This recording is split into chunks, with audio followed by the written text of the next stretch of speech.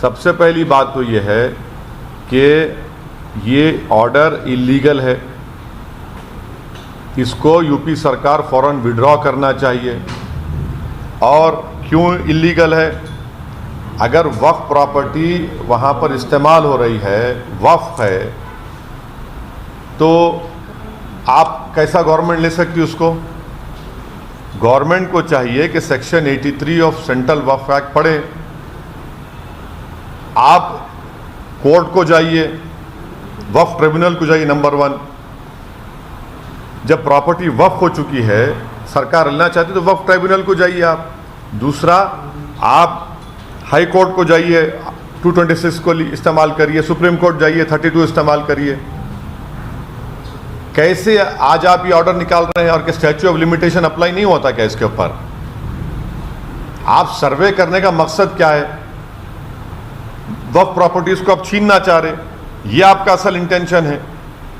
तो इमीडिएटली आप इस ऑर्डर को विड्रॉ करना चाहिए यूपी सरकार को, योगी सरकार को।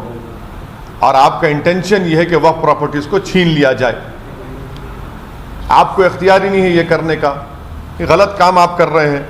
स्टैच्यू ऑफ लिमिटेशन अप्लाई होता। और एक चीज़ देखिए आप, इसमें जो आप कह रहे हैं कि हम मालूम करेंगे, क्या मालूम करेंगे भाई? आप सिर्फ वक्फ प्रॉपर्टीज को क्यों मालूम कर रहे हैं? आप हिंदू एंडोमेंट बोर्ड के प्रॉपर्टी से उसका भी तो इंक्वायरी करिए ना, सर्वे करिए कि उसमें क्या हाल हो रहा है।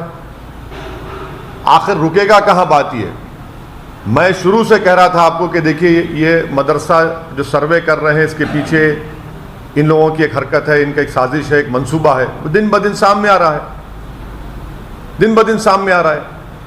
तो आपको देखना चाहिए ना कि ये वक्फ जो है वो प्राइवेट प्रॉपर्टी नहीं हो सकती, ना वो गवर्नमेंट प्रॉपर्टी होती है वो। तो आप ये क्यों कर रहे हैं? आर्टिकल 300 क्या बोलता है कि guarantees everyone right to property, ये इसका भी वायलेशन यूपी सरकार कर रही है।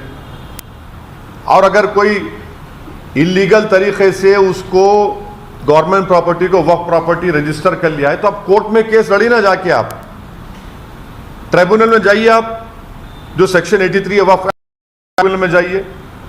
तो इस तरह से ये पूरी चीजें जो हो रही है, ये सिर्फ और सिर्फ एक तो वक्फ प्रॉपर्टीज को यूपी सरकार टारगेट कर रही है, और दूसरा ये कि आप वक्फ प्रॉपर्टीज को छीनना चाह रहे। तीसरा ये है कि आपका सुन्नी वक्फ बोर्ड है, शिया वक्फ बोर्ड है, अगर वक्फ प्रॉपर्टीज पर कोई एनक्रोच करा है तो आप उनसे बुलाकर पूछिए, वो आपको दे देंगे। क्या वक्फ प्रॉपर्टीज पर सरकार का कब्जा नहीं है तो आप खाली करिए उसको।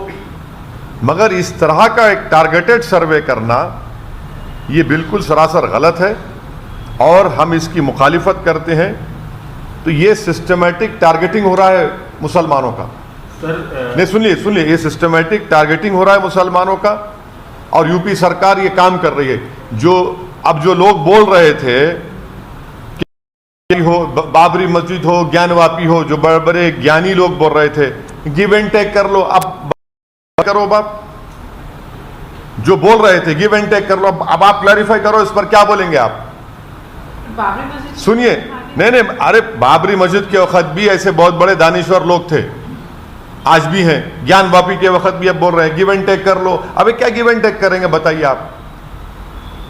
एक प्रॉपर्टी वक्फ रजिस्टर हो चुकी है, और अगर नहीं भी है तो वक्फ बाय यूजर है। अगर मैं एक जगह पर नमाज पढ़ रहा हूं, ईदगाह है, कब्रस्तान है, तो वक्फ बाय यूजर है, वो स्टैच्यू ऑफ लिमिटेशन अप्लाई होता। अब सरकार आकर बोलेगी नहीं ये वक्फ नहीं, हम छीन लेंगे। आप कैसे छीनेंगे?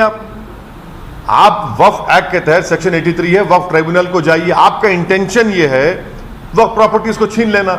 और अगर कोई वक्फ प्रॉपर्टीज पर कोई एंक्रोच करा है, कोई काबिज है,